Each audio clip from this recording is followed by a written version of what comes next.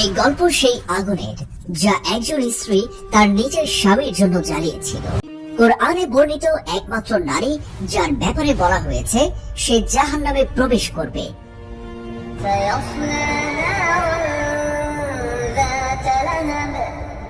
ইতিহাসের পাতার এক নিকৃষ্টতম নারী, যার মতো জঘন্য চরিত্র এই পৃথিবী খুব কমই দেখেছে।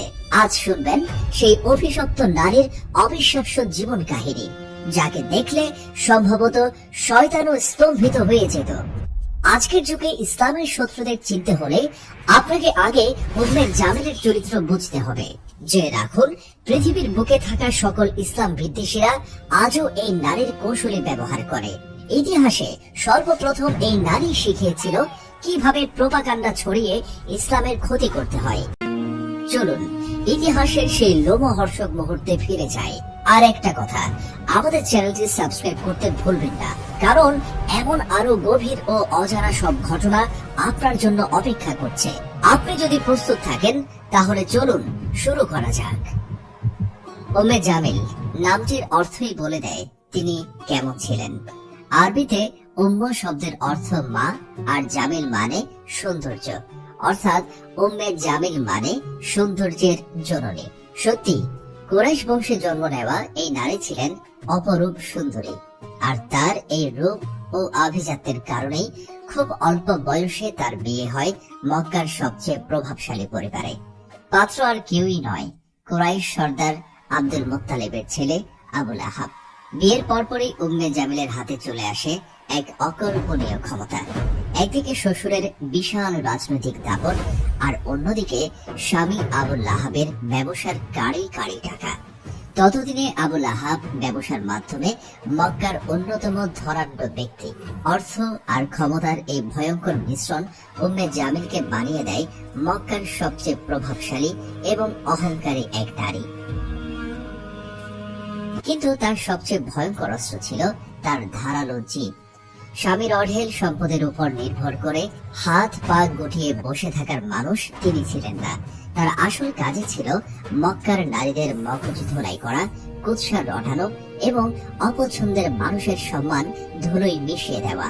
আর এই নোংরা খেলাই তাকে করে তুলেছিল আরো বেশি অহংকারী ও বেপরোয়া। এমন ভাবে ভালোই চলছিল, কিন্তু হঠাৎ একদিন মক্কার বাতাসে ভেসে এলো এক চাঞ্চল্যকর খবর। হযরত মুহাম্মদ সাল্লাল্লাহু আলাইহি ওয়াসাল্লাম ঘোষণা করলেন তিনি আল্লাহর রাসূল। উম্মে জামিলের জন্য এই খবর ছিল বিনা মেঘে বজ্রপাতের মতো। তিনি ভালোভাবেই জানতেন মুহাম্মদ সাল্লাল্লাহু আলাইহি ওয়াসাল্লামের বংশমর্যাদা, কিন্তু ভয়টা অন্য জায়গায়। মুহাম্মদ সাল্লাল্লাহু আলাইহি ওয়াসাল্লাম যদি সত্যি নবী হয়ে যান, তবে উম্মে জামিলের একচ্ছত্র ক্ষমতার কি হবে?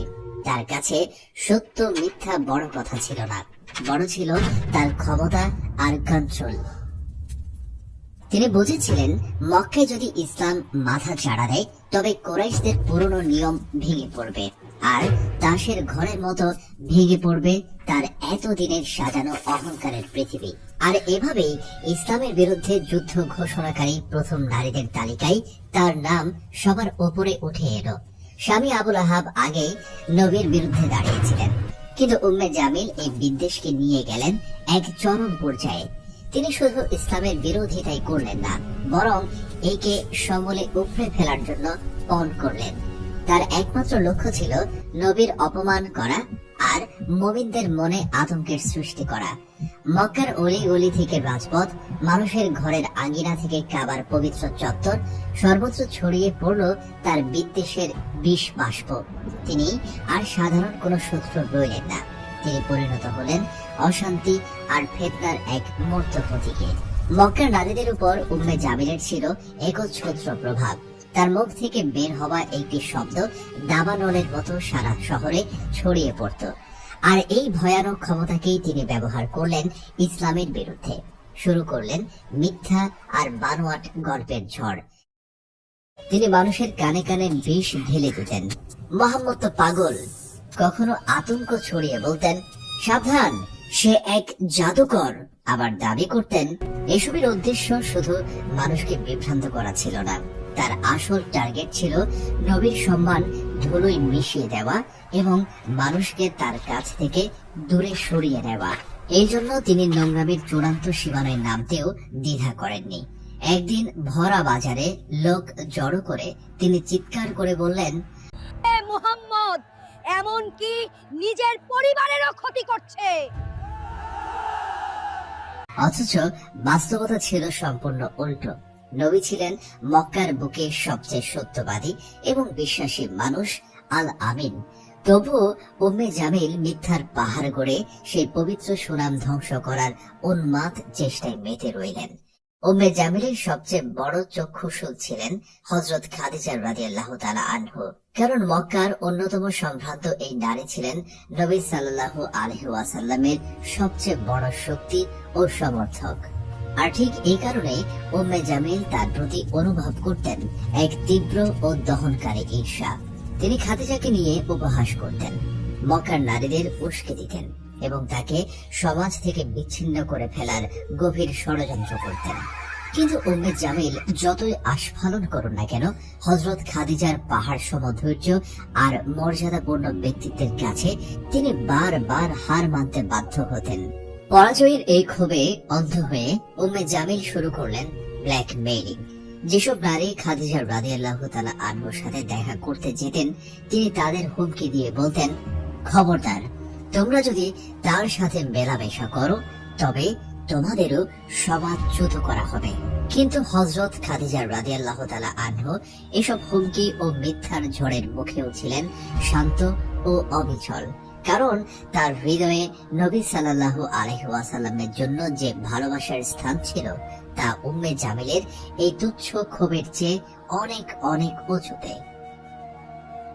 উম্মে জামিলের আক্রোশ কেবল মুখের বিষেই আটকে থাকলো না। ইসলামের অগ্রযাত্রা রুখতে তিনি এবার বেছে নিলেন সরাসরি আঘাতের পথ। নতুন মুসলিমদের মনে ভয় ধরানো এবং ইসলাম ত্যাগে বাধ্য করার জন্য তিনি নিত্য নতুন ফন্দি আঁটতে শুরু করলেন। কুরাইশ নেতাদের প্রতিনিয়ত উস্কে দিতে থাকলেন যেন মুসলিমদের উপর নির্যাতনের মাত্রা আরো বাড়িয়ে দেওয়া হয়। নবীজি সাল্লাল্লাহু আলাইহি ওয়াসাল্লামকে কষ্ট দেওয়ার জন্য তিনি তার চলার পথে বিছিয়ে রাখতেন কাঁটা আর ধারালো পাথর। শুধু তাই নয়, মানুষকে তিনি প্ররোচিত করতেন যেন তারা মুসলিমদের সাথে সব ধরনের ব্যবসা বাণিজ্য বন্ধ করে দেয় এবং তাদের সামাজিকভাবে বয়কট করে।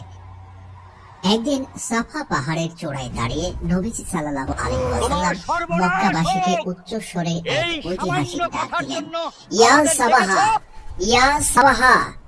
এটা ছিল বিপদের সময় সবাইকে ডাকার এক ঐতিহাসিক বাণী।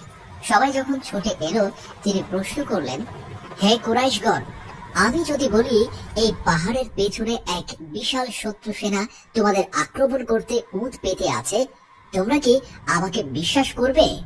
জনতা এক বাক্যে উত্তর দিল, অবশ্যই করব, কারণ আমরা তোমাকে কখনো মিথ্যা বলতে শুনিনি।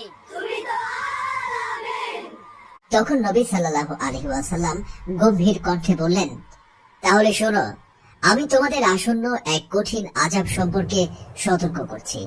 মুহূর্তের মধ্যে কোলাহল থেমে নেমে এলো পিন পতন নীরবতা। আবু লাহাবের এই ধৃষ্টতার জবাবে প্রকাশ্য দাওয়াতে নাজিল হলো সূরা লাহাব। যে সবাই যখন নীরব, তখন আবু লাহাবের ধ্বংস সুচিৎকার করে বলে, তার অঢেল সম্পদ কিংবা তার উপার্জন কোনো কিছুই তাকে আল্লাহর আযাব থেকে বাঁচাতে পারবে না। তার ঠিকানা হবে দাও দাও করে জ্বলা লেলিহান আগুন, আর তার সাথে থাকবে তার স্ত্রী। এই সূরাটি ছিল আবু লাহাব ও উম্মে জামিলের অশুভ পরিণতির চূড়ান্ত ঘোষণা। তবে সবচেয়ে বড় আঘাত ছিল উম্মে জামিলকে হাম্মালাতাল হাতাব বা ইন্ধন বহনকারী হিসেবে উল্লেখ করে। এর মাধ্যমে একদিকে যেমন ফুটে উঠেছে নবীর চলার পথে তার কাঁটা বেছানোর দৃশ্য, তেমনি প্রকাশ পেয়েছে তার কুটিল ও ধ্বংসাত্মক মানসিকতা। সূরা লাহাব নাজিল হওয়ার পর উম্মে জামিল অপমানে ও রাগে উন্মাদ হয়ে গেলেন। তার কাছে এই সূরাটি ছিল এক জীবন্ত মৃত্যুদণ্ড মতো। মক্কার অলিতে গলিতে তখন তার এই করুণ পরিণতি নিয়ে ফিসফাস শুরু হয়ে গেল। যে কুরাইশ নেতারা তাকে মাথায় তুলে রাখত, আজ তারাও তাকে নিয়ে বেদ্রুপের হাসি হাসতে লাগলো। প্রতিশোধের আগুনে জ্বলে উঠে একদিন তিনি হাতে তুলে নিলেন এক বিশাল পাথর। উদ্দেশ্য নবীজি সাল্লাল্লাহু আলাইহি ওয়াসাল্লামকে হত্যা করা। তিনি উন্মত্তের মতো ছুটলেন মসজিদুল হারামের দিকে, যেখানে নবীজি সাল্লাল্লাহু আলাইহি ওয়াসাল্লাম হযরত আবু বকর রাদিয়াল্লাহু তাআলা আনহু এর সাথে বসেছিলেন। কিন্তু সেখানে ঘটল এক অলৌকিক ঘটনা। নবীজি ঠিক চোখের সামনে থাকা সত্ত্বেও উম্মে জামিল তাকে দেখতে পেলেন না। তিনি হযরত আবু বকরের দিকে ফিরে চিৎকার করে বললেন, কোথায় তোমার বন্ধু? আমি আজ তাকে আঘাত করতে এসেছি। সে তো তার জাদু আর মিথ্যা দিয়ে আমাদের মধ্যে বিভেদ সৃষ্টি করেছে। হযরত আবু বকর রাদিয়াল্লাহু তাআলা আনহু শান্ত দৃষ্টিতে তাকিয়ে রইলেন। আল্লাহ তাআলা তার হাবিবকে শত্রু দৃষ্টি থেকে আড়ালে রেখেছিলেন, অথচ তিনি ঠিক তার সামনেই উপস্থিত ছিলেন। অবশেষে উম্মে জামিল রাগে ক্ষোভে পাথরটি ছুঁড়ে মেরে গটগট করে সেখান থেকে চলে গেলেন। আবু লাহাব বা উম্মে জামিল কেউই ইসলামের এই জোয়ার রুখতে পারেনি। উল্টো তাদের নিজেদের পাতা ফাঁদে তারা আটকে পড়ল। সূরা আল মাসাদে আল্লাহ তো আগেই তার পরকালীন শাস্তির ফয়সালা শুনিয়ে দিয়েছিলেন। উম্মে জামিল ও আবু লাহাবের ষড়যন্ত্রে মুসলিমরা দীর্ঘ 3 বছর এক ঘরে হয়ে অবর্ণনীয় কষ্ট সহ্য করলেন। কিন্তু জুলুমের এই রাজত্ব বেশিক্ষণ টিকল না। শীঘ্রই নেমে এলো আল্লাহর কঠিন গজব। আবু লাহাবের শরীরে বাসা বাঁধল এক বিভৎস ও ছোঁয়াছে মরণ ব্যাধি। তার শরীর থেকে এমন দুর্গন্ধ বের হতে লাগলো যে ভয়ে তার নিজের স্ত্রী সন্তানরাও তাকে ছেড়ে পালিয়ে গেল। উম্মে জামিল যে এতদিন পাপের পথে স্বামীর ছায়া সঙ্গী ছিল, সেও দুর্গন্ধ সইতে না পেরে তাকে আবর্জনার মতো ফেলে চলে গেল। শেষমেশ ধুকে ধুকে এক নিঃসঙ্গ ও যন্ত্রণাদায়ক মৃত্যু হলো তার। কেউ তাকে দাফন করতেই এলো না। অবশেষে কিছু লোক ভাড়া করে তার লাশ গর্তে ফেলে পাথর চাপা দিয়ে দায় সারল। এভাবেই ধুলোয় মিশে গেল তার সমস্ত অহংকার আর ক্ষমতার দম্ভ। স্বামীর মৃত্যুর পর উম্মে জামিলের পৃথিবীটা যেন হঠাৎ করে শূন্য হয়ে গেল। যে প্রতাপশালী নারী একসময় ভাবতেন মক্কার সবকিছু তার ইশারায় চলে, তিনি নিমেষেই হয়ে পড়লেন দুর্বল ও জনবিচ্ছিন্ন। মক্কার আড়ালে আবডালে শুরু হলো ফিসফাস। মানুষের মুখে মুখে একটাই কথা, সূরা আল মাসাদ সত্য হয়েছে। আল্লাহর অভিশাপ আজ তাদের ঘিরে ধরেছে। কিন্তু অহংকারী উম্মে জামিল এই করুণ পরিণতি মেনে নিতে পারলেন না। পরাজয়ের জ্বালা বুকে নিয়ে তিনি মক্কার পথে পথে পাগলের মতো ঘুরে বেড়াতেন, চেষ্টা করতেন মুসলিমদের বিরুদ্ধে বিষ ছড়াতে। কিন্তু তার সেই আগের ধার আর ছিল না। সময়ের সাথে সাথে তার শরীর ভেঙে পড়ল, আর মনের গহীনে বাসা বাঁধল এক অতল স্পর্শী হতাশা। ইতিহাসের পাতায় তার মৃত্যুর যে বর্ণনা পাওয়া যায় তা এক কথায় শিউরে ওঠার মতো। লোক মুখে প্রচলিত আছে যে এক বিশাল পাথরের নিচে পিষ্ট হয়ে অথবা গলায় রশি পেঁচিয়ে মর্মান্তিক ভাবে তার মৃত্যু ঘটে। যদিও এসব বর্ণনার সত্যতা সম্পর্কে আল্লাহ ভালো জানেন, তবে একটি বিষয় নিশ্চিত, দুনিয়ার এই লাঞ্ছনা ছিল কেবল শুরু। সূরা আল মাসাদের ঘোষণা অনুযায়ী পরকালে তার জন্য অপেক্ষা করছে এর চেয়েও 1000 গুণ ভয়ঙ্কর ও নিশ্চিত শাস্তি, যা থেকে পালানোর কোনো পথ তার নেই। তাদের শেষটা ছিল বড়ই করুণ, অপমান আর লাঞ্ছনায় ভরা। এই ঘটনা যুগে যুগে মানুষকে মনে করিয়ে দেয় যে অন্যায়ের পতন অনিবার্য। এটি কিয়ামত পর্যন্ত সকল জালিমের জন্য এক বিশাল শিক্ষা হয়ে বেঁচে থাকবে। হে দয়াময় আল্লাহ, তুমি আমাদের তাদের দলভুক্ত করো না যাদের অন্তরে আবু লাহাব ও উম্মে জামিলের মতো মোহর মেরে দেওয়া হয়েছে। আমাদের ঈমান, ন্যায় পরায়ণতা এবং উত্তম চরিত্রের ভূষণে সজ্জিত করো। আমাদের তৌফিক দাও তোমার প্রিয় হাবিবের দেখানো পথে চলার। আমাদের অন্তরকে সব ধরনের অহংকার, হিংসা এবং বিদ্বেষের পঙ্কিলতা থেকে পবিত্র করো। আমাদের সিরাতুল মুস্তাকিম বা সরল পথে অবিচল রেখো।